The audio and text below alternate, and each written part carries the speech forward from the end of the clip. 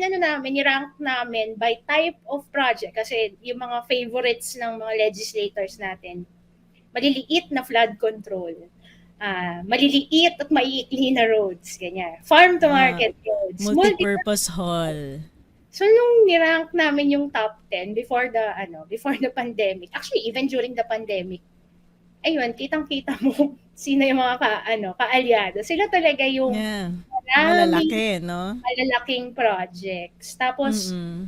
naging na siya, parang kung noon ang limit 80 billion, nagugulat kami, this was 6 years ago, nagugulat kami, bakit bigla na lang isang distrito 200 billion, tapos hanggang sa nagiging 500 million, nagiging 1 billion per project. So parang imagine nyo gano'ng karami yung legislative allies. Mm-mm. Mm-mm. Gano'ng kalala yung ganong klaseng sistema ng patronage, politics, at yung Mm-mm. impact niya sa budget.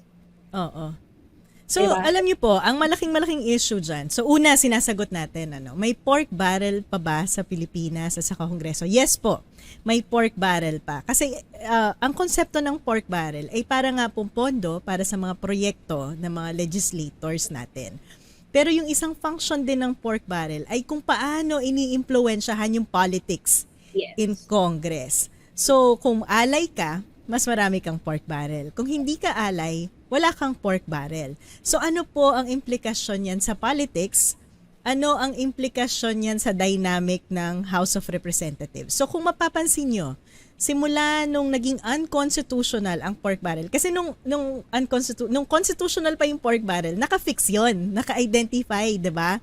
Fixed Yes. amount per congressman, fixed amount per senator. Baka medyo mas maliit ng konti kapag minority ka. Pero hindi ganun ka-significant yung difference. At that time, alam niyo po, mas masigla pa yung diskurso sa Kongreso. Meron pa tayong mga legitimate minority members. May mga maiingay pa. May makikita kang nagbatas na maaaring mga proposal na hindi po mapasa kasi may mga tumututol talaga.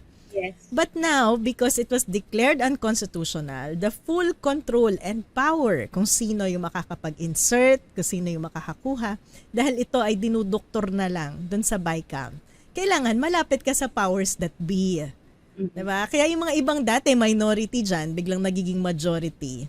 Alam nyo na kung bakit. Diba? Kasi kung prinsipyo ang nagga-guide sa'yo, kung prinsipyo ang guiding post mo sa policy making at hindi ka nag-agree sa mga policies na to at sa economic approaches, talagang mag-identify ka with minority. Pero kung ganong kabilis na lumipat mula minority hanggang majority, ano ang main driver ng mga ganitong lipatan? May nagtatanong dito Sa'yo, may nagtatanong.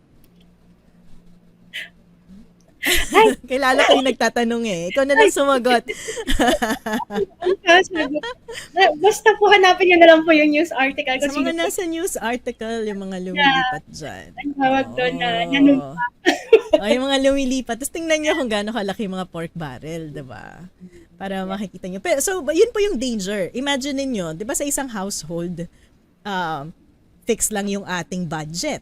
Kailangan mo mag-prioritize. At kapag nagpa-prioritize kayo, yung mga importanteng pangangailangan talaga yung pinupondohan mo, katulad nga, edukasyon ng pamilya, ng mga anak, yung healthcare, pangbayad ng kuryente, ilaw, tubig, pangbayad ng renta, no?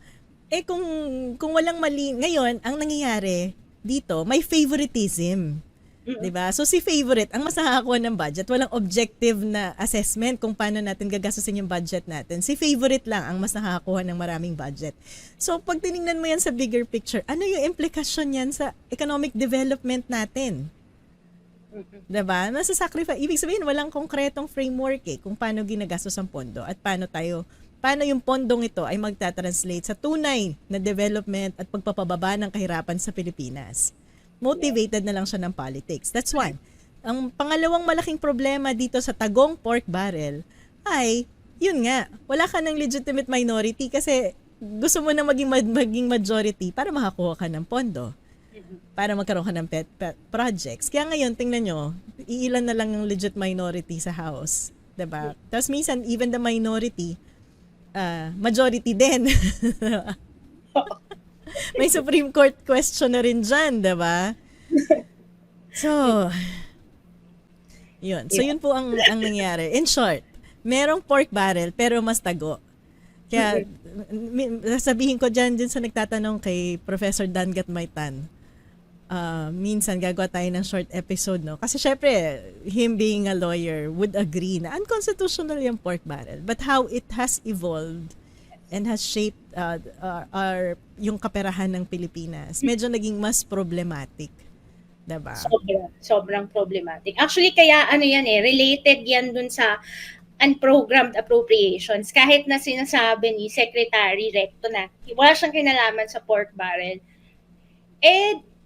Yung unprogrammed appropriations, hindi nga yun yung pork barrel. Pero ano ba yung motivation? Bakit nagkaroon ng ganun ka-bloated na unprogrammed appropriations? Kasi in-accommodate nyo yung pork barrel. O bakit na-cut yung subsidy ng PhilHealth mula sa national government na may batas rin yun base sa syntax law, base rin sa UHC law na dapat si national government binibigyan niya ng subsidy si PhilHealth. Nung sa 2024 budget, ang proposal dyan 100 billion. Na-cut ng 60 billion. Tapos hindi pa doon natatapos ang lahat. Kung ano man yung natitira pa sa PhilHealth, gusto mo rin kunin. Parang bakit naka-achieve naman tayo ng universal healthcare? Parang hindi ko naman nararamdaman pag magpapacheck. Diba?